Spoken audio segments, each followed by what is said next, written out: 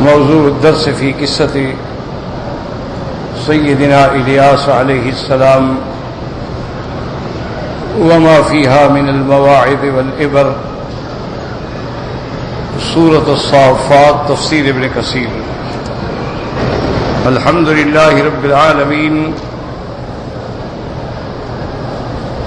والصلاة والسلام على أشرف الأنبياء وسيد المرسلين سيدنا محمد وعلى آله وصحابه أجمعين۔ اللهم صل على سيدنا محمد وعلى آل سيدنا محمد كما صليت على إبراهيم وعلى آل إبراهيم في العالمين إنك حميد مجيد۔ أعوذ بالله من الشيطان الرجيم، بسم الله الرحمن الرحيم۔ وإن إلياس لمن المرسلين إذ قال لقومه ألا تتقون أتدعون بعلا وتذرون أحسن الخالقين الله ربكم ورب آبائكم الأولين فكذبوه فإنهم لمحضرون إلا عباد الله المخلصين وتركنا عليه في الآخرين سلام على الياسين إنا كذلك نجزي المحسنين إنه من عبادنا المؤمنين۔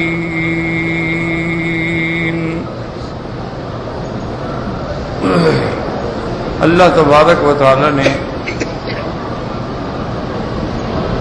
کلام مقدس کی ان آیات مبارکہ میں سیدنا الیاس علیہ السلام کا ذکر فرمایا ہے۔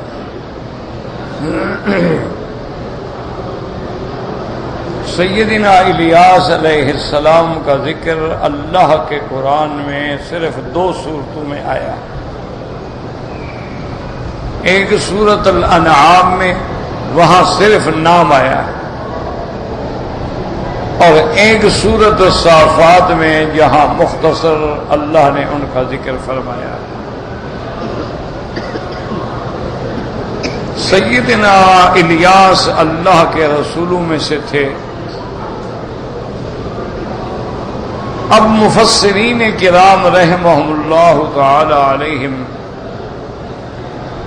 اجمعین نے بعض اقوال یہ بھی ذکر فرمائے ہیں کہ حضرت الیاس اور حضرت ادریس جو ہیں وہ ایک ہیں، یعنی نام 2 ہے، اصل شخصیت جو ہے وہ ایک ہے۔ لیکن یہ قول اتنا راجح نہیں ہے، اس لیے کہ جب اللہ نے حضرت الیاس کا الگ ذکر فرمایا ہے اور حضرت ادریس کا الگ ذکر فرمایا ہے تو ایک ہونا تو کوئی صحیح بات ہو ہی نہیں سکتی۔ دوسری بات یہ ہے کہ بعض اقوال میں یہ ملتا ہے کہ اللہ کے 2 پیغمبر زمین میں زندہ ہیں اور 2 آسمانوں میں زندہ ہیں۔ ایک روایات بعض اقوال علماء میں یہ بھی آیا ہے کہ اللہ تبارک و تعالی نے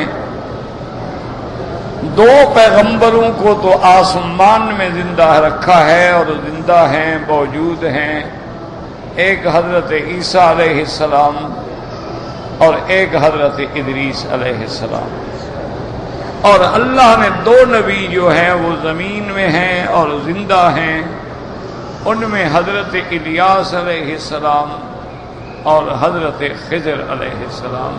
یہ قول بھی علماء نے نقل کیا ہے، لیکن یہ سب روایات اسرائیلیہ ہیں، یاد رکھیں، لا نصدق ولا نکذب۔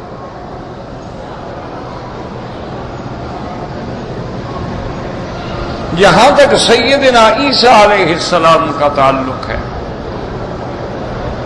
ان کا رفع الی السماء جو ہے وہ حقیقی ہے، علو مع الجسد ہے، بل رفعہ اللہ الیہ، اللہ کے قرآن میں نص ہے، اور اسی طرح ان کے رفع پر اور نزول پر احادیث متواترہ ہیں، حتیٰ کہ علماء نے کتاب لکھی ہے التصریح بما تواتر فی نزول المسیح، یعنی وہ ساری حدیثیں جمع کی ہیں جن سے یہ ثابت ہوتا ہے کہ عیسیٰ علیہ السلام آسمانوں سے اتریں گے۔ عیسیٰ علیہ السلام آسمانوں میں ہیں، رفع قرآن سے ثابت ہے اور نزول جو ہے وہ احادیث سے ثابت ہے۔ اور میرے آقا رحمت دو عالم، محبوب دو عالم، سیدنا محمد مصطفیٰ صلی اللہ علیہ وسلم نے بڑی تصریح سے بیان فرمایا ہے کہ لَيَنزِلَنَّ عیسیٰ ابن مریم، کہ عیسیٰ ابن مریم اتریں گے، علی منارۃ شرقیہ بیضاء دمشق، دمشق کے علاقے میں ایک مسجد کے مینار پہ آپ اتریں گے، پھر نیچے تشریف لائیں گے۔ اور حضور صلی اللہ علیہ وسلم نے وہ کیفیت بھی بیان فرمائی کہ عیسیٰ علیہ السلام نے دو فرشتوں کے کندھوں پہ ہاتھ رکھا ہوگا جب وہ زمین پہ تشریف لائیں گے، اور آپ کے بالوں مبارک سے پانی کے قطرے ٹپک رہے ہوں گے جیسے کہ ابھی ابھی جنت سے غسل فرما کے تشریف لا رہے ہیں۔ اور فرمایا وہ اس عالم میں اتریں گے کہ حضرت مہدی جو ہیں وہ مصلی پہ کھڑے ہو چکے ہوں گے اور تکبیر ہو چکی ہوگی، نماز کھڑی ہونے والی ہے، لیکن جب حضرت عیسیٰ علیہ السلام کا نزول ہوگا تو امام یہ چاہیں گے کہ جب اللہ کا رسول اور اللہ کا نبی آ گیا ہے تو اب میں تو امام نہیں بن سکتا۔ جہاں اللہ کا نبی موجود ہو، اللہ کا رسول موجود ہو، تو پھر امامت ان کا حق ہے، وہ پیچھے ہٹنا چاہیں گے، لیکن آپ فرمائیں گے اللہ رسول کا کہ امام صاحب جہاں آپ کھڑے ہیں آپ نماز پڑھیں، میں آپ کے پیچھے نماز پڑھوں گا۔ تو اس میں دلیل ہوگی کہ اب وہ تابع ہیں شریعت محمد مصطفیٰ کے صلی اللہ علیہ وآلہ آلہ واصحابہ وسلم تسلیما کثیرا، یعنی آپ کو نبوت اور رسالت پہلے مل چکی ہے، پھر اللہ نے ان کو آسمانوں پہ اٹھا لیا ہے۔ اب جب اتریں گے تو وہ اپنی کتاب لے کر نہیں آئیں گے، بلکہ تابع ہوں گے شریعت محمد مصطفیٰ صلی اللہ علیہ وسلم کے۔ اور حضور پاک نے فرمایا کہ جب عیسیٰ ابن مریم آئیں گے، آپ نے فرمایا کہ ان کے زمانے میں ہی ان لیقتل الدجال ویکسر الصلیب ویضع الجزیۃ، کہ حضرت عیسیٰ علیہ السلام ہی آ کر دجال کو قتل کریں گے۔ دجال اس وقت باب لد میں ہوگا، تو حضرت عیسیٰ علیہ السلام اس کا ڈھونڈتے ڈھونڈتے تعاقب کرتے وہاں پہنچیں گے، اور جب عیسیٰ علیہ السلام کی اس پہ نظر پڑے گی، آپ کی نظر جب اس پہ پڑے گی، انہ لیذوب کما یذوب الملح فی الماء، وہ ایسے گل جائے گا جیسے نمک پانی میں گل جاتا ہے، تو حضرت عیسیٰ علیہ السلام دجال کو قتل کریں گے، وَلَا يُكْسِرُ الصَّلِيبَ، اور صلیب کو توڑیں گے۔ کیا معنی ہے؟ یعنی قوت صلیب جو ہے ان کی ختم کر دی جائے گی، وَلَا يَدَعُنَّ الْجِزْيَةَ، اور جزیہ بھی ختم کر دیا جائے گا۔ ورنہ پہلے دور میں یہ حکم تھا کہ اگر کوئی اسلام لاتا ہے ہمارا بھائی ہے، اسلام نہیں لاتا ہے تو حکومت اسلامیہ کو جزیہ ادا کرے، اور حکومت اسلامیہ اس کی حفاظت کرے گی۔ یاد رکھو یہ جزیہ کوئی ٹیکس نہیں تھا، یہ جزیہ کوئی بھتہ وصول کرنے والی بات نہیں تھی جیسے منکر اسلام کہتے ہیں، بلکہ اس میں دو فائدے تھے۔ ایک تو وہ حکومت اسلامیہ کی تابعداری قبول کریں، اور دوسرا فائدہ یہ تھا کہ حکومت اسلامیہ ان کی جان مال کا تحفظ کرے گی۔ اور اس میں بھی حضرت عمر رضی اللہ تعالی عنہ نے فرمایا کہ اگر اہل جزیہ میں سے بھی کوئی بندہ بوڑھا ہو جاتا ہے، کمزور ہو جاتا ہے، کمانے کے قابل نہیں رہتا، فرمایا اس سے جدیہ وصول نہ کیا جائے۔ جب تک وہ طاقتور تھا، جوان تھا، کماتا تھا، ٹھیک ہے دیتا تھا۔ اب اگر وہ بوڑھا ہو گیا تو اب ہماری ذمہ داری ہے کہ ہم اس کی حفاظت کریں اور اس کے نان نفقے کا بھی ہم خیال رکھیں۔ اور حضرت عیسیٰ ابن مریم کے دور میں حضور صلی اللہ علیہ وسلم نے فرمایا لَيَمْنَعَنَّ الْأَرْضَ عَدْلًا وَقِسْطًا، کہ اللہ کی زمین کو انصاف سے بھر دیں گے، اور جب زمین پہ انصاف ہوگا تو زمین اپنے برکات ظاہر کرے گی۔ ہمیشہ یاد رکھیں، جس سرزمین پہ ظلم ہوتا ہے اللہ اپنی برکتیں اٹھا لیتے ہیں، اور جس سرزمین پہ عدل ہوتا ہے اللہ وہاں اپنی رحمتیں برسا دیتے ہیں، اور رحمتوں کے ساتھ اللہ تبارک و تعالی اس علاقے پر اور اس علاقے کے رہنے والوں پہ اپنی رحمتوں سے آسانیاں فرما دیتے ہیں، برکتیں فرما دیتے ہیں، کیونکہ یہ دنیا کا نظام عدل سے قائم ہے۔ دنیا کی کوئی چیز ہے اگر عدل نہ ہو تو پھر نظام عالم قائم ہی نہیں رہ سکتا، نظام انسانیت قائم نہیں رہ سکتا۔ اس لیے اللہ نے حکم دیا ہے اعدلوا هو اقرب للتقوى، عدل کرو، ان اللہ یأمر بالعدل والاحسان۔ اسی طرح اللہ تبارک و تعالی نے حکم دیا وَأَنِحْكُمْ بَيْنَهُمْ بِمَا أَنزَلَ اللَّهُ إِلَيْكَ، میرا مدنی اگر آپ کے بعد فیصلہ آئے تو قرآن کے حکم کے مطابق عدل کریں۔ جب تک عدل ہوگا معاشرہ زندہ رہے گا، اور اگر عدل ختم ہو جائے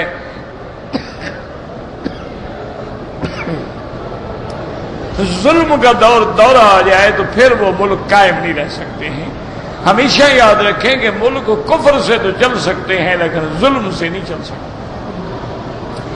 تو سیدنا عیسیٰ ابن مریم اتنا عدل فرمائیں گے کہ پوری زمین دنیا پہ عدل انصاف ہوگا، اور تقریباً 40 سال تک حضرت عیسیٰ ابن مریم رہیں گے، اور یاجوج ماجوج کا ظہور جو ہے وہ بھی عیسیٰ علیہ السلام کے زمانے میں ہوگا، اور ان کی ہلاکت بھی عیسیٰ علیہ السلام کے زمانے میں ہوگی۔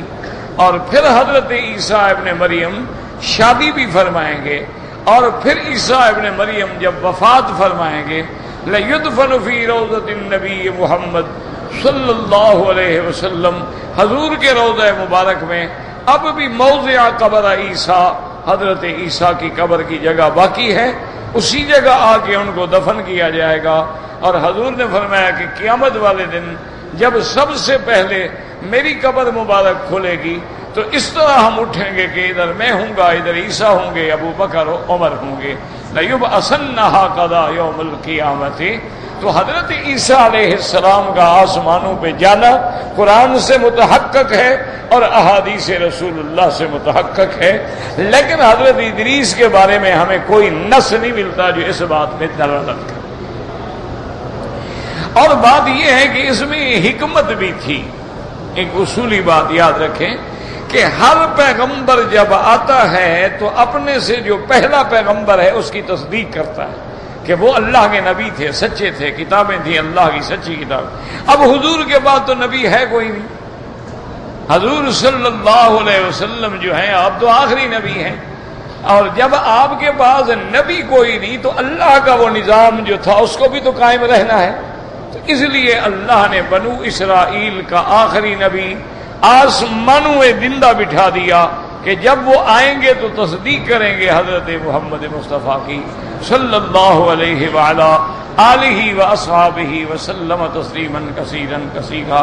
تو بہرحال بات سمجھ لیں کہ جہاں تک عیسیٰ علیہ السلام کا تعلق ہے، آپ کا آسمانوں میں ہونا اللہ کے قرآن سے، فرمان محمد مصطفیٰ سے بالکل صحیح اور ثابت ہے، اور اس کا انکار کرنا جو ہے وہ کفر ہے، جیسے کہ قادیانی اس کا انکار کرتے ہیں، یا اور بعض فرق انکار کرتے ہیں، یا بہت سارے لوگوں نے ٹھوکر کھائی ہے۔ تو اس لیے ہمیشہ یہ تو عقیدہ ہے اور منسوس عقیدہ ہے، یعنی جیسے حضور کی ختم نبوت کا منکر کافر ہے، اسی طرح رفع اور نزول عیسیٰ کا منکر کافر ہے۔ تو اللہ تبارک و تعالی، لیکن ادریس علیہ السلام کے بارے میں ہمیں نص نہیں ملتی۔ اب دوسری بات کہ دو نبی زمین میں زندہ ہیں، تو یہ بھی ایک قول ہے جو سابقہ روایات میں ہے کہ حضرت خضر زندہ ہے، اور اسی طرح حضرت الیاس زندہ ہیں، اور وہ ملتے بھی ہیں، ان کی ملاقاتیں بھی ہوتی ہیں، لیکن یہ سب روایات جو ہیں کتب اسرائیلیہ سے ہیں۔ ہمیں اللہ کے قرآن میں یا صحیح حدیث محمد مصطفیٰ میں صلی اللہ علیہ وسلم میں ایسی کوئی بات نہیں ملتی۔ دوسری بات یہ بھی یاد رکھیں کہ حضرت خضر کے نبوت میں بھی اختلاف ہے، یعنی بعض علماء فرماتے ہیں کہ خضر نبی تھے، اور بعض علماء فرماتے ہیں کہ نہیں، خضر اللہ کے محبوب بندوں میں سے، مقربین عباد صالحین میں سے تھے، لیکن نبی نہیں تھے، ان کی تو نبوت میں بھی اختلاف ہے۔ اور اسی طرح علماء نے فرمایا، یاد رکھیں کہ اگر حضرت خضر زندہ ہوتے تو ان پہ لازم تھا کہ وہ حضور صلی اللہ علیہ وسلم پر ایمان لاتے، آپ کا کلمہ پڑھتے، آپ سے ملاقات کرتے، کہ یہ ممکن ہی نہیں ہے کہ خضر زندہ ہو اور حضور کو ملنے کے لیے حاضر نہ ہو۔ یعنی حضرت الیاس اور خضر کی ملاقات تو ہو، لیکن حضرت خضر حضور کی خدمت میں نہ آئے، تو یہ باتیں بعید العقل ہیں اور بعید القیاس ہیں۔ اور دوسرا اللہ نے فرمایا انک میت وانہم میتون۔ اللہ نے قرآن میں فرما دیا، میرا نبی صلی اللہ علیہ وسلم، آپ پہ بھی موت آئے گی اور آپ کے ان مخالفین پہ بھی موت آئے گی۔ اسی طرح فرمایا کل من علیہا فان وَيَبْقَى وَجْهُ رَبِّكَ ذِي الْجَلَالِ وَالْإِكْرَامِ۔ اللہ نے جو چیزیں زمین پہ رکھی ہیں، پیدا فرمائی ہیں، ان سب پہ فنا آنی ہے۔ جیسے فرمایا کُلُّ شَيْءٍ هَالِكٌ إِلَّا وَجْهَهُ، ہر شے قابل ہلاک ہے مگر اللہ کی ذات ہے جو ہمیشہ حی ہے، قیوم ہے، دائم ہے۔ هو الأول والآخر والظاہر والباطن وهو بكل شيء علیم۔ اس لیے حضور نے فرمایا لا الہ الا اللہ وحدہ لا شیء قبلہ ولا شیء بعدہ۔ اللہ پاک سے پہلے بھی کچھ نہیں اور آپ کے بعد بھی کچھ نہیں، صرف اسی کی ذات ہے۔ الحی القیوم الدائم، جو ہمیشہ سے تھا، ہمیشہ ہوگا، اور جس پہ کبھی فنا نہیں آئے گی، موت نہیں آئے گی، نیند نہیں آئے گی، وہ ہر صفت نقصان سے پاک ہوگا۔ تو اگر کوئی زمین پہ ہے تو اس پہ تو موت آنی ہے۔ تو لہذا یہ کہنا کہ خضر علیہ السلام زندہ ہیں، اور خضر علیہ السلام دریاؤں میں آتے ہیں، دریاؤں میں ان کی فوجیں ہوتی ہیں، اور وہ دریاؤں کو، یہ سارے قصے ہیں، کہانیاں ہیں، روایات اسرائیلیہ ہیں، جن کا کوئی ہمیں ثبوت ہی نہیں ملتا ہے کہ اس کی حقیقت کیا ہے۔ اب قرآن مقدس نے جو ارشاد فرمایا وَإِنَّ إِلْيَاسَ لَمِنَ الْمُرْسَلِينَ، یہی ایک بات ہے جو حق ہے، جو سچ ہے، جس کو اللہ کے قرآن نے وعدے کیا ہے کہ الیاس بھی میرے رسولوں میں سے تھے۔ یاد رکھیں اللہ نے جتنے پیغمبر بھیجے ہیں ان کے عدد کو اللہ کے سوا کوئی نہیں جانتا۔ بعض علماء نے کتب سابقہ کی روایات میں لکھا ہے کہ 1,24,000 پیغمبر ہیں، ان میں 313 اللہ کے رسول ہیں، اور 313 میں پھر 5 جو ہیں وہ اولو العزم من الرسل ہیں، اور سب سے افضل، سب سے اکمل، سب سے کامل شریعت والے نبی، افضل کتاب والے نبی، اعلی شان والے نبی حضرت محمد مصطفیٰ ہیں صلی اللہ علیہ وآلہ آلہ وصحابہ وسلم تسلیما۔ چونکہ اللہ نے جو شان میرے مدنی پاک کو دی ہے، پہلے نبی انسانوں کی طرف بھیجے گئے، ایک شان میرے مدنی کی ہے جس کو اللہ نے انسانوں کی طرف بھی اور جنات کی طرف بھی بھیجا ہے۔ آپ انسانوں کے لیے بھی رسول اور نبی ہیں اور جنوں کے لیے بھی۔ اس لیے قرآن میں آتا ہے یا معشر الجن والانس ان استطعتم ان تنفذوا من اقطار السماوات والارض فانفذوا لا تنفذون الا بسلطان۔ اور جیسے اللہ نے فرمایا وَإِذْ صَرَفْنَا إِلَيْكَ نَفَرًا مِنَ الْجِنِّ یستمعون القرآن، اللہ نے فرمایا ہم نے جنوں کی جماعت کو آپ کی طرف متوجہ کیا، حضور پاک قرآن پڑھ رہے ہیں، جنات آتے ہیں، قرآن سنتے ہیں، اسلام لے آتے ہیں۔ اور اسی طرح ایک حدیث مبارک میں آتا ہے اللہ نے حکم دیا محمد مصطفیٰ صلی اللہ علیہ وسلم آپ جا کے جنات کو آپ دعوت دیں، ان کو ڈرائیں اللہ کے عذاب سے، ان کو توحید کی دعوت دیں، ایمان کی دعوت دیں۔ حضور صلی اللہ علیہ وآلہ آلہ وصحبہ وسلم تسلیما کثیرا کثیرا، آپ فرماتی ہیں کہ میں اللہ کے حکم سے تشریف لے گیا، میں نے جنوں کو قرآن سنایا، میں نے جنوں پر سورت واقعہ پڑھی، سورت الرحمن پڑھی، اسی طرح اقرا بسم ربک الذی خلق اور ساری صورتیں پڑھی، اور جنات جو تھے وہ اسلام لے آئے۔ اسی طرح بعض روایات میں ملتا ہے کہ ایک دفعہ حضور کی خدمت میں آنے والے جنات جو ہیں ان کی تعداد 12,000 تھی یا اس سے بھی زیادہ تھی۔ اور اسی طرح ایک روایت مبارک میں آتا ہے کہ حضور نے فرمایا میں جنات کی طرف جانے والا ہوں، ایکم یتبعنی، تم میں سے کون میرے ساتھ چلے گا؟ صحابہ ڈر کے مارے خاموش رہے۔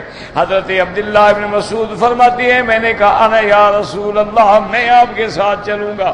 حضور نے 3 دفعہ فرمایا، حضرت عبداللہ ابن مسعود نے 3 دفعہ کہا انا یا رسول اللہ۔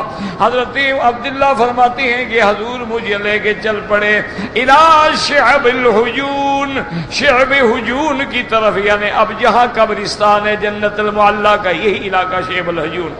جب وہاں گئے اور حضور صلی اللہ علیہ وسلم جب باہر آ گئے، آپ نے فرمایا عبداللہ یہاں بیٹھ جاؤ، اور حضور نے میرے ارد گرد ایک لکیر، ایک خط کھینچا، فخط لی خطن، حضور نے حصار باندھ دیا اور فرمایا عبداللہ اجلس فیہا، اس خط کے اندر بیٹھے رہنا، اس دائرے کے اندر بیٹھے رہنا، جو بھی حالات پیش آئیں کبھی دائرے سے نکلنے کی کوشش نہ کرنا۔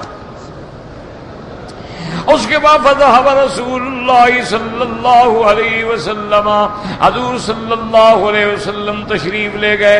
اب جناب حضرت عبداللہ فرماتے فإذا رأيت كالنسور تهوي إليه، میں نے دیکھا کہ جیسے باز پرندہ ہوتا ہے ایسی شکل میں کچھ پرندے جا رہے ہیں، اور اس کے بعد میں نے دیکھا کہ فإذا لغتن، بہت بڑی آواز ہے، شور ہے، اور حضور صلی اللہ علیہ وسلم خفت علیہ، میں ڈر گیا، مجھے خوف آیا کہ کہیں حضور کے دشمنوں نے حملہ نہ کر دیا ہو، میں جا کے نکلوں، لیکن پھر میں نے یاد کیا حضور نے فرمایا تھا کہ اس دائرے سے باہر نہیں آنا، پھر میں بیٹھ جاؤں، پھر شور سنوں تو میرا دل کرے کہ میں جاؤں لیکن پھر بیٹھ جاؤں، حتیٰ کہ صبح ہونے والی تھی۔ فرجع رسول اللہ صلی اللہ علیہ وسلم، حضور واپس تشریف لے آئے، اور میں نے عرض کیا کہ یا رسول اللہ میں نے دیکھا ایسا شور تھا۔ آپ نے کہا تم نے سنا تھا؟ میں نے کہا ہاں یا رسول اللہ۔ میں نے کہا حضور میں نے تو چاہا تھا کہ میں نکلوں آپ کی مدد کیا، اچھا کیا نہیں نکلے، ورنہ تمہیں جن اڑا کے لے جاتے،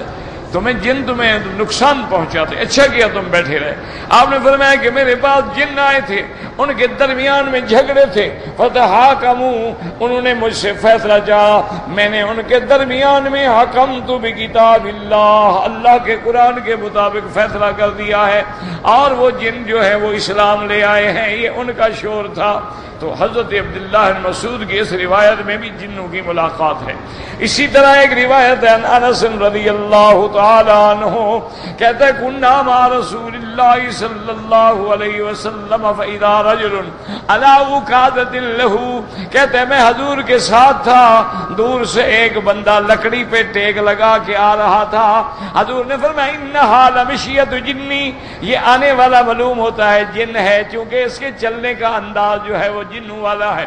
حضور کے قریب آیا، آ کے سلام کیا، آپ نے فرمایا انھا لنغمۃ جنی، یہ آواز بھی جن کی معلوم ہوتی ہے۔ آپ نے فرمایا کونوں سے کہا نذوبا یا رسول اللہ وانا من الجن، آپ نے عرض کیا حضور میرا نام زوبعہ ہے، میں جن ہوں۔ حضور میں جنات میں سے ہوں، میں آپ کی خدمت میں حاضر ہوا۔ آپ نے فرمایا من ای الجن انت، تم کون سے جن ہو؟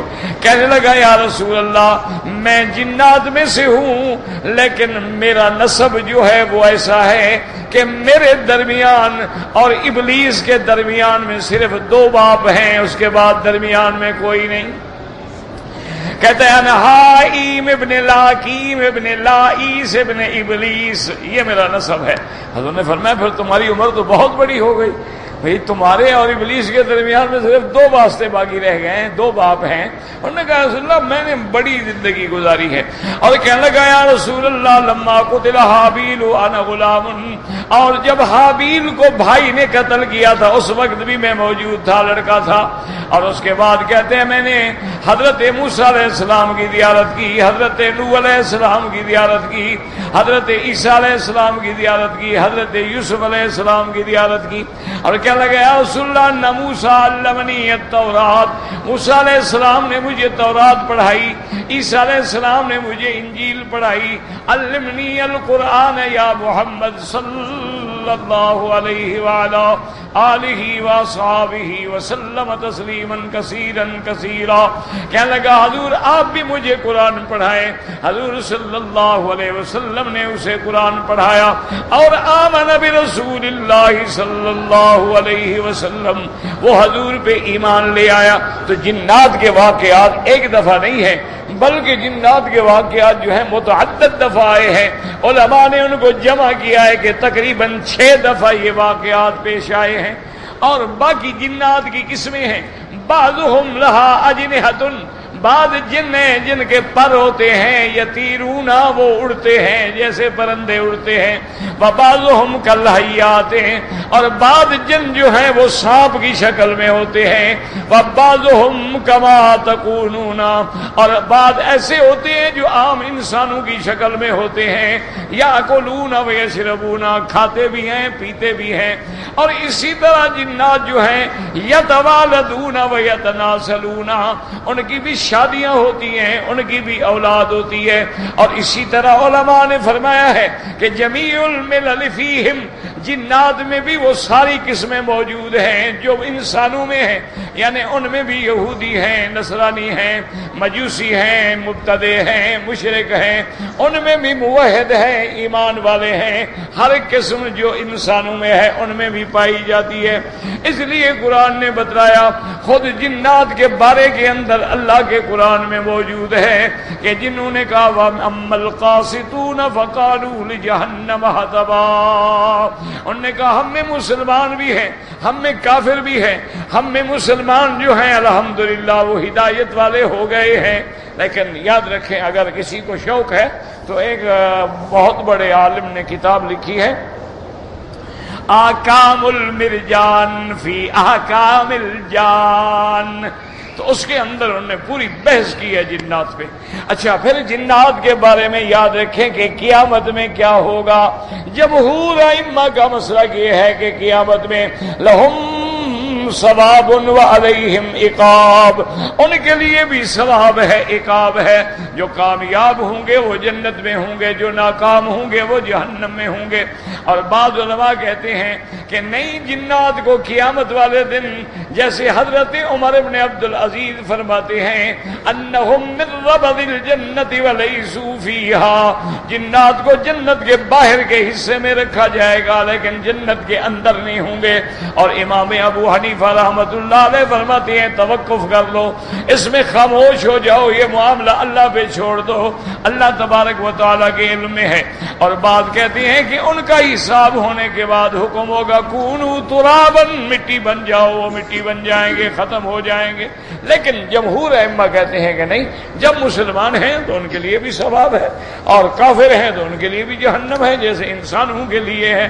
تو اس لیے ہمیشہ یاد رکھیں کہ یہ کہنا کہ حضرت خضر زندہ ہیں، حضرت الیاس زندہ ہیں، سالانہ حج پہ ان کی ملاقات ہوتی ہے، رمضان شریف میں ملاقات ہوتی ہے، سب جھوٹی اسرائیلی روایات ہیں، لا اصل لہا، جن کا کوئی اصل نہیں ہے، لا نصدق ولا نکذب بلکہ ہمارا یقین ہے کہ اگر حضرت خضر زندہ ہوتے لازم حاضر ہوتے زیارت محمد مصطفیٰ صلی اللہ علیہ وآلہ آلہ وصحبہ وسلم. اور حضرت موسیٰ علیہ السلام کے قصے میں بھی اللہ نے جو حکم دیا تھا کہ موسیٰ علیہ السلام تم جاؤ اور جا کے میرا ایک بندہ ہے، وہاں اللہ نے یہ نہیں فرمایا نبی ہے، وہاں بھی صرف اتنا فرمایا تھا کہ میرا بندہ ہے. لیکن بعض علماء نے قرآن سے استدلال کیا ہے کہ جب حضرت خضر جدا کرنے لگے موسیٰ علیہ السلام کو تو انہوں نے سارے واقعات کا حل کیا اور آخر میں کہتے ہیں وما فعلتہ عن امری، کہ یہ جو کچھ میں نے کیا ہے میں نے اپنے حکم سے نہیں کیا بلکہ اللہ کے حکم سے کیا ہے. اس سے وہ کہتے ہیں کہ شاید وہ نبی تھے. تو بہرحال ہمیں اس جھگڑے میں پڑنے کی کوئی ضرورت نہیں، جتنا قرآن ہے فرمان محمد مصطفیٰ ہے مومن کے لیے کافی ہے. اب قرآن اتنا کہتا ہے وَإِنَّ إِلْيَاسَ لَمِنَ الْمُرْسَلِينَ وَإِنَّ إِلْيَاسَ لَمِنَ الْمُرْسَلِينَ إِذْ قَالَ لِقَوْمِهِ أَلَا تَتَّقُونَ. اب حضرت الیاس آئے، اس زمانے میں جو بادشاہ تھا کہتے ہیں کہ اس کی بیگم کا نام ازابیل تھا، اس کا نام اخب تھا یا عجب تھا، اور بعض کہتے ہیں نہیں اس کا نام بعل تھا، اور اسی کے نام پہ ایک بڑا مجسمہ اور بت بنایا گیا جس کا نام بھی بعل رکھا گیا. اور دنیا میں جو بعل بکہ شہر کا نام ہے وہ بھی اسی بت کے نام پہ رکھا گیا. تو وہ لوگ اس کی عبادت کرتے تھے اور اسی کی منتیں مانتے تھے، چڑھاوے چڑھاتے تھے جیسے بت پرستوں کی عادت ہوتی ہے. تو حضرت الیاس علیہ السلام نے آ کے ان کو دعوت توحید دی، وہ نہ مانے. بعض روایات میں یہ بھی آتا ہے کہ ان پہ اللہ کا عذاب آیا، قحط آئی، بارشیں بند ہو گئی. تو وہ ساری قوم جو تھی وہ حضرت الیاس کے پاس آئے، کہنے لگے کہ ہمارا حال بڑا خراب ہو گیا ہے، کھانے کو نہیں ملتا، بارشیں بند ہیں، قحط ہے، زمینیں بنجر ہو گئی ہیں، مہربانی کر دعا مانگو. اگر بارش آ جائے اور ہماری زمینیں آباد ہو جائیں تو ہم سمجھیں گے تم اللہ کے نبی ہو، ہم تم پر ایمان لے آئیں. تو حضرت نے دعا کی، اللہ تبارک و تعالیٰ نے بارشیں عطا فرما دی، لیکن وہ پھر بھی ایمان نہ لے آئے. تو اس لیے ہمیشہ یاد رکھیں کہ حضرت الیاس بھی آئے اور قوم کو انہوں نے بھی وہی دعوت دی. کیا دعوت دی تھی؟ کہ اللہ کے سوا کسی کی عبادت نہ کریں. اذ قال لقومه الا تتقون، فرمایا قوم سے خبردار تم اللہ سے نہیں ڈرتے ہو. اتدعون بعلا وتذرون احسن الخالقین، تم بعل بت کو پکارتے ہو، اس سے مانگتے ہو، اس کی عبادت کرتے ہو، اور وہ جو سب سے بہتر پیدا کرنے والا ہے اس کو چھوڑتے ہو. معنی یہ نہیں ہوتا کہ اللہ بہتر بنانے والے ہیں کوئی اور بھی بنانے والا، یہ معنی نہیں ہوتا. معنی یہ ہے کہ سب سے اچھا بنانے والا اللہ کی ذات ہے. کبھی احسن بمانے حسن بھی ہوتا ہے، اور اسی سے علماء نے لکھا ہے کہ اتدعون بعلا وتذرون احسن الخالقین. انہوں نے فرمایا اللہ کی ذات خالق کل شیء، ہر چیز کے پیدا کرنے والا اللہ تبارک و تعالی ہے. اس لیے علماء کہتے ہیں کہ بعض لوگ لکھ دیتے ہیں نا جی کسی ادیب کی کوئی کتاب دیکھ کے کہ جی اس کی تخلیق قلم ہے اور یہ فلاں مصور کی تخلیقات ہیں. یہ لفظ کہنا بالکل ناجائز ہے. تخلیق کی نسبت صرف اللہ کی طرف ہے کہ خالق جو ہے وہ اللہ ہے. آپ کہہ سکتے ہیں ان کے نگارشات ہیں، ان کی فصاحت و بلاغت کا ایک نمونہ ہے، لیکن یہ کہنا جی اس قلم کار کی تخلیق ہے، یہ اس مصور کی تخلیق ہے، یہ اس فنکار کی تخلیق ہے، یہ لفظ استعمال کرنا غیر اللہ کے لیے ناجائز ہے اور حرام ہے اور کبھی نہیں کہنا چاہیے. اسی طرح یاد رکھیں آج کل ایک بڑا لفظ ہے جو عام ہو گیا، کہتے ہیں جی کہ وہ کوئی کام اچانک کوئی کہتے ہیں جناب معجزہ ہو گیا. اور یاد رکھو معجزہ وہ ہوتا ہے جب اللہ کے پیغمبر کے ہاتھ پر کوئی امر خارق عادت کا اظہار ہو، وہ معجزہ ہوتا ہے. اگر اللہ کے ولی کے ہاتھ پہ اظہار ہو وہ کرامت ہوتی ہے، اس کو بھی معجزہ نہیں کہا جاتا۔ اللہ کے اولیاء کے ہاتھ پہ امر خارق کی عادت ہے تو وہ ہم کہیں گے ولی من اولیاء اللہ، اللہ کے ولیوں میں سے، اولیاء میں سے ولی ہیں۔ اولیاء اللہ کے ہاتھ پہ ظاہر ہو لیکن اللہ کے حکم سے ظاہر ہوتی ہے۔ اچھا، کرامت بھی ولی کے اپنے ہاتھ میں نہیں ہوتی کہ جب چاہا دکھا دیا، اسی طرح معجزہ بھی پیغمبر کے اپنے ہاتھ میں نہیں ہوتا کہ جب چاہا دکھا دیا۔ اسی لیے جب مکے والوں نے میرے مدنی پاک سے معجزات مانگے، اللہ نے فرمایا میرا محبوب ان کو جواب دے دو، یہ کیا ہے؟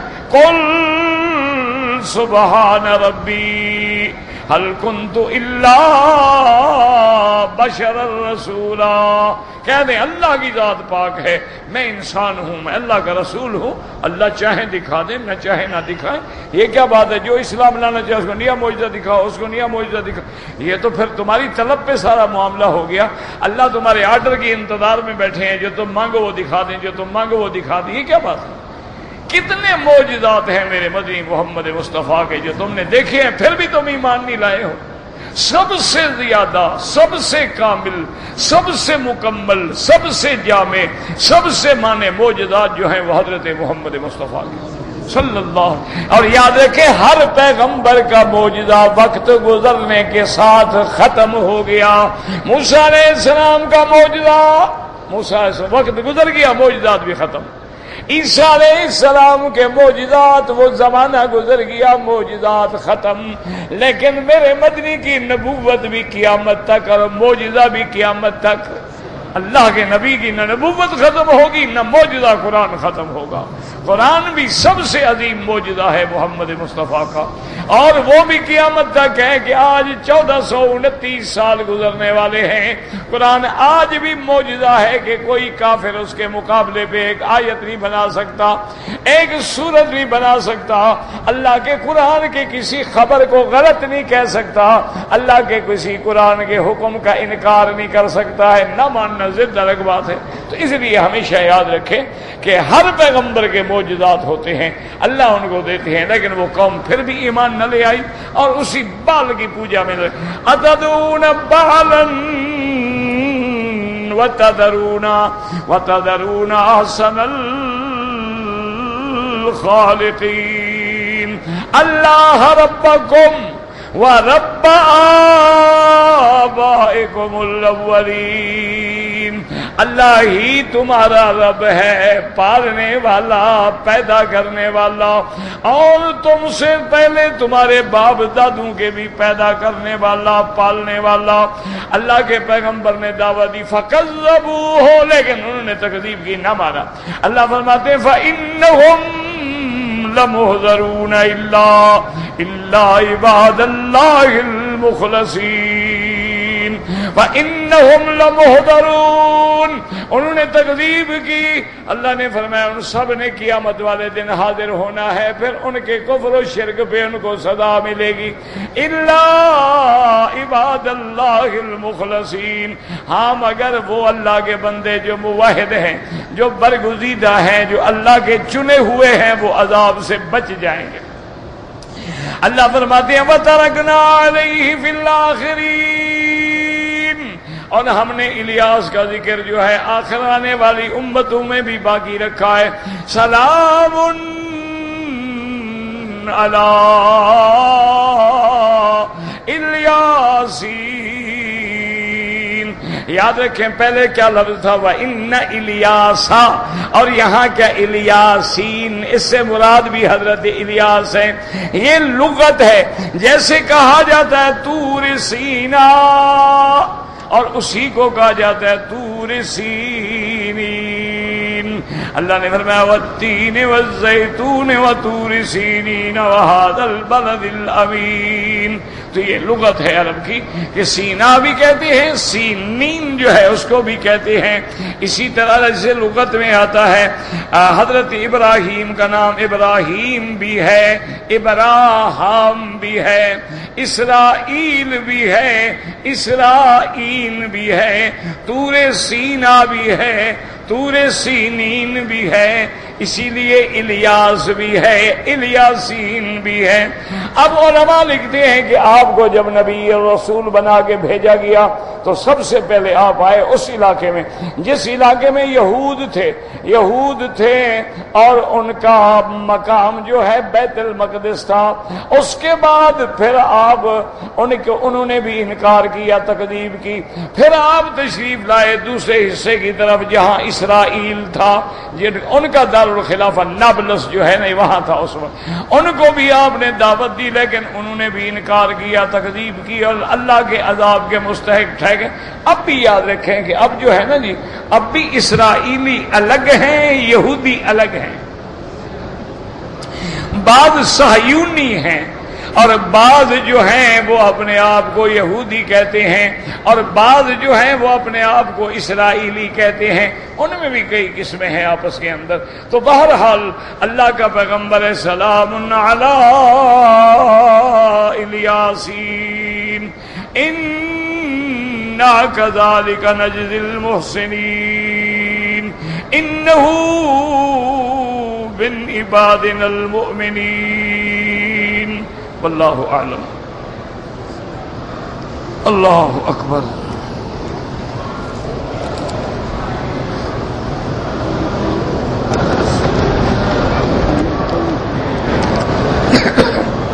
میرے بھائی اگر کسی آدمی نے غلطی کی ہے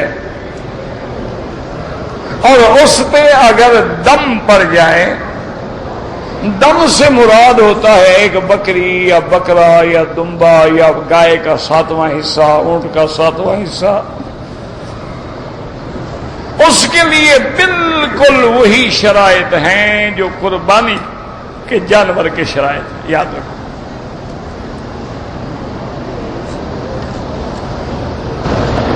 جیسے وہاں شرط ہوتی ہے کہ 1 سال مکمل ہو گیا ہے اور دندہ دوسرے میں قدم ہے، لیکن دمبا ہے 6 مہینے کا لیکن سال کا نظر آتا ہے، جائز۔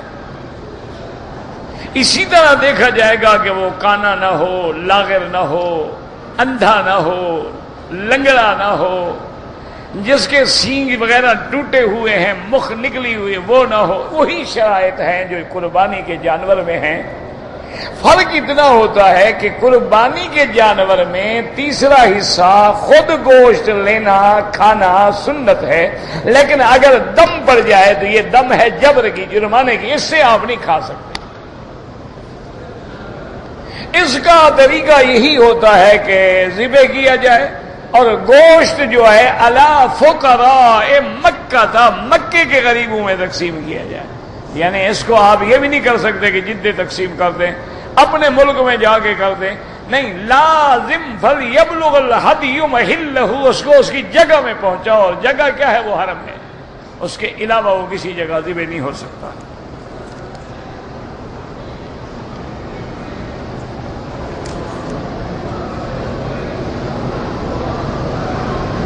اگر ایک آدمی نے احرام کی حالت میں داڑھی کے اوپر نیچے بال تراشے ہیں، دم پڑ گئی، اگر اس نے سر مڈانے سے پہلے یہ حرکت کی ہے تو دم آ گئی کہ بال کاٹے ہیں اس نے باقاعدہ۔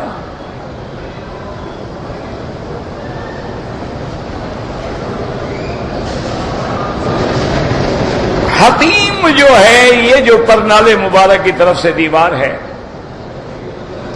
اصل میں اس دیوار کے ساتھ سے لے کر 7 ہاتھ کا فاصلہ اگر پیمائش کیا جائے تو یہ کعبے کے اندر کا حصہ ہے۔ جب قریش اللہ کا گھر بنا رہے تھے تو انہوں نے بھی فیصلہ کیا تھا کہ اللہ کا گھر ہے اور اس میں خالص حلال کا پیسہ لگانا ہے، حرام کا پیسہ نہیں لگانا۔ حالانکہ وہ کافر تھے، مشرک تھے، لیکن وہ بھی یہ عقیدہ رکھتے تھے کہ اللہ کے گھر میں حرام کا پیسہ نہیں لگائیں گے۔ ایک ہمارے مسلمان ہیں ماشاءاللہ، بینک مسجد بنائے تو نمازیں پڑھ رہے ہیں، انشورنس کمپنیوں والے مسجد بنا دیں تو اس میں بھی نمازیں پڑھو۔ جب ان کا پیسہ حرام ہے تو مسجد کیسے ٹھیک ہو گئی؟ اور ہمارے مولوی افتتاح بھی کر رہے ہیں، امام بھی بنے ہوئے ہیں ماشاءاللہ، ہماری برادری بھی تو عجیب ہے نا جی، ان کو بھی جہاں بلاؤ یہ حاضر ہیں. ان کو مثلاً حضرت حسین کی شہادت کے لیے کہو حاضر ہیں، یزید کی شجاعت پر کہو تب بھی تقریر کرنے کے لیے حاضر ہیں. یہ کوئی نرالی قوم ہے. الا جو علماء ہیں وہ تو علماء ہیں نا. یہ میں جو بات کرتا ہوں نا مولوی پیر، یہ جو عام کاروباری ہیں، جو علماء ہیں یا اولیاء ہیں، ان کے تو ہم جوتیوں کے اپنے سر کا تاج سمجھتے ہیں. یعنی اب دیکھیں نا جی کہ ایک عالم تو نہیں ہو سکتا نا کہ جا کے کسی سودی ادارے کا افتتاح کرے اور فیتا کاٹے. پہلے تو فیتا کاٹنا بھی کافروں کی رسم ہے، کوئی عالم کا تعلق ایسی بات کرے.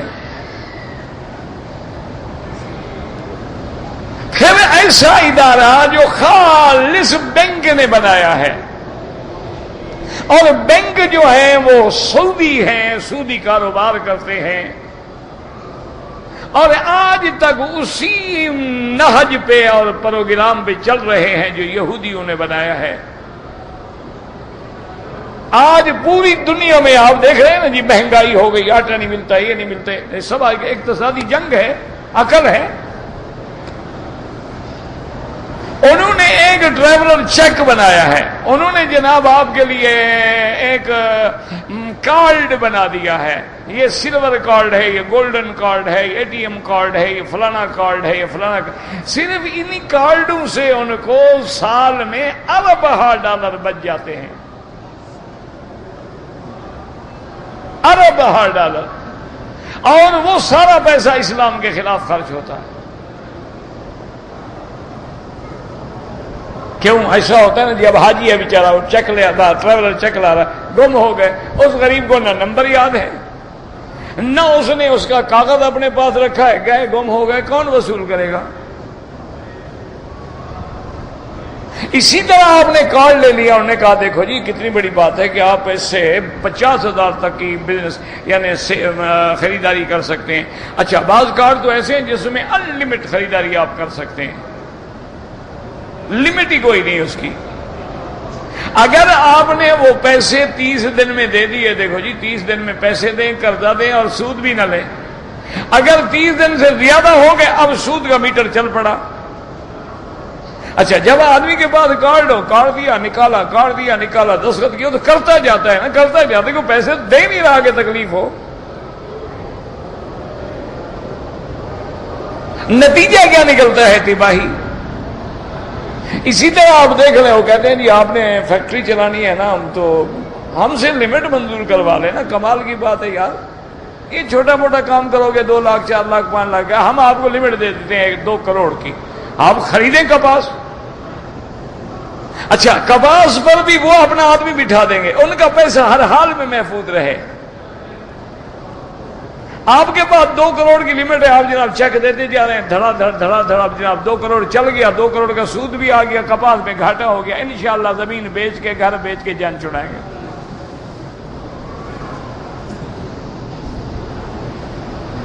یہ دشمن کی ایک چال ہے، اور ہم بالکل، اللہ کا رحمت ہے، ایسا کوئی عجیب حال ہو گیا ہے کہ مسلمان کو نہ علم سے واسطہ رہ گیا ہے، نہ موجودہ اقتصادیات سے واسطہ رہ گیا ہے، اور نہ وہ بیٹھ کے علمی کاوشوں کے ساتھ کفر کی قوتوں کو توڑنا چاہتا ہے. بڑے سے بڑا غصہ آیا تو بس جناب بندہ مار دو، ادھر مار دو، ادھر مار دو. اس طرح دشمن نہیں مرتا ہے، یاد رکھو. یہ کوئی طریقہ نہیں. کتنے مار دو گے؟ 100 200 400 500 2000 4000، کیا ہو جائے گا؟ کشمیر میں 1 لاکھ مسلمانوں کو نے مار دیا، کیا ہو گیا؟ یہ کوئی طریقہ نہیں ہے کہ لوگوں کو قتل کرو اور لوگوں کو مارو اور بدنامی کرو اور اسلام کو داغدار کرو. میرا بھائی، میرا عزیز، تیری جوانی میں اگر جذبہ ہے، علم حاصل کرو، اس کو علم سے مار دو. بینک کے مقابلے پہ بینک لے آؤ،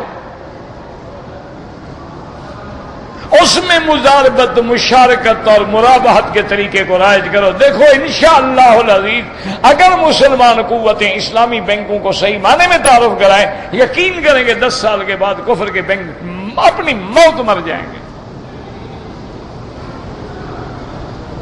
ابھی پوری دنیا میں 25 بینک ہیں، وہ کافروں کے بینک ہیں، وہ بھی سوچ رہے ہیں کہ ہم اسلامی طریقے سے کام کریں. انہوں نے دیکھا اس میں تو زیادہ فائدہ ہے. وہ تو فائدے والے لوگ ہیں نا. اب اس لیے ہمیشہ یاد رکھیں کہ مثلا انہوں نے اصولی طور پہ ایک پانی بنا دیا، جی یہ کوکا کولا ہے، یہ پیپسی کولا ہے، یہ جناب مرنڈا ہے، یہ 7 اپ ہے، یہ فلان ہے، یہ فلان. ان کے مقابلے پہ پانی لاؤ، مسلمانوں کا پانی بیچو. یہ کیا لڑائی ہے کہ بس جا کے ایک دکان توڑ دو گے تو پیپسی اور کوکا کولا ختم ہو جائے گا. ایک میکڈونلڈ کے کسی اڈے کو آگ لگا دو گے تو دنیا میں برگر بکنا بند ہو جائے گی. یہ کوئی بات ہے؟ تم اسلامی برگر لے آؤ نا مقابلے پر.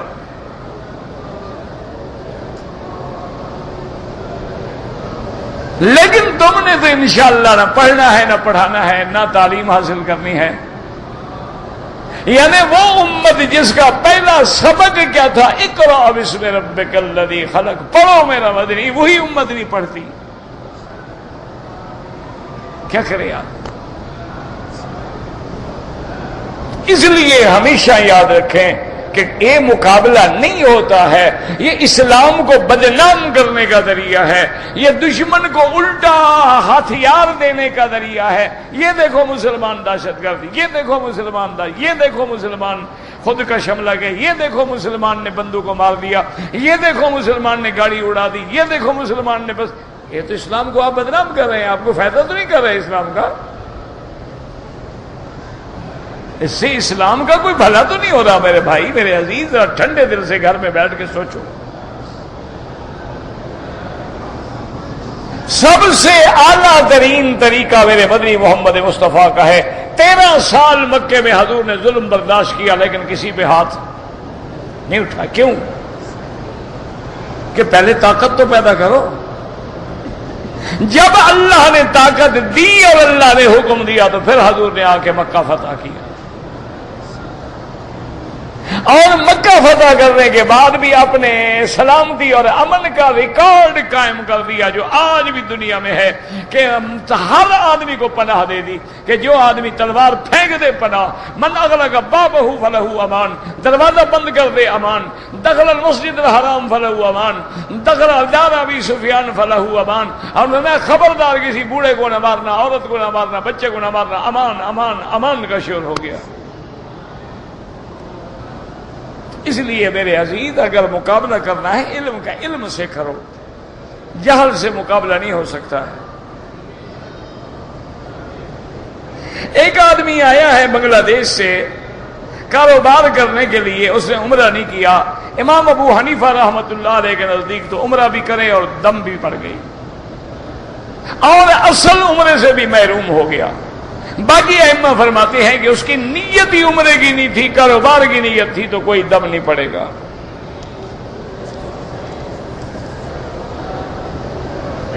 تصویریں بنانا بندوں کی ذی روح کی حرام ہے. 50 طواف کرنے والوں کے لیے کوئی بھی شرط، کوئی حدیث نہیں ہے، لوگوں نے بنائی ہوئی ہے. رکن یمانی پہ بھی میرے مدنی سرکار نے استلام فرمایا ہے، بسم اللہ اللہ اکبر، اللہم انی اسألک العفو والعافیہ، ربنا آتنا فی الدنیا. بوسہ نہیں دینا ہے، ہاتھ لگانا ہے. بوسے کے لیے نہیں، ہاتھ لگانے کے لیے غلاف نہیں ہے. مسجد عائشہ سے جو لوگ عمرہ کرتے ہیں، امام ابو حنیفہ رحمۃ اللہ علیہ اور امام شافعی رحمۃ اللہ علیہ کے نزدیک بالکل جائز ہے، چاہے وہ 100 عمرہ کریں.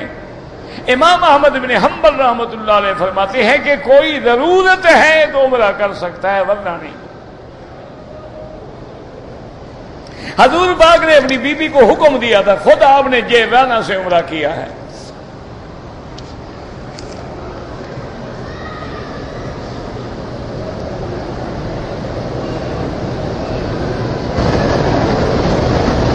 کہتے ہیں کہ نماز جنازہ اگر ہے تو حنفی حضرات فاتحہ پڑھیں گے نہیں پڑھیں گے. ان کے نزدیک تو نماز جنازہ نماز ہی نہیں، دعا ہے. وہ کہتے ہیں بھی کوئی ایسی نماز بھی ہے جس میں رکوع بھی نہ ہو، سجود بھی نہ ہو. خواتین ہیں یا مرد ہیں، اگر آپ نے 15 دن ٹھہرنے کی نیت کر لی ہے، آپ مقیم ہو گئے، نماز پوری پڑھیں گے، اس سے کم ہیں تو مسافر ہیں۔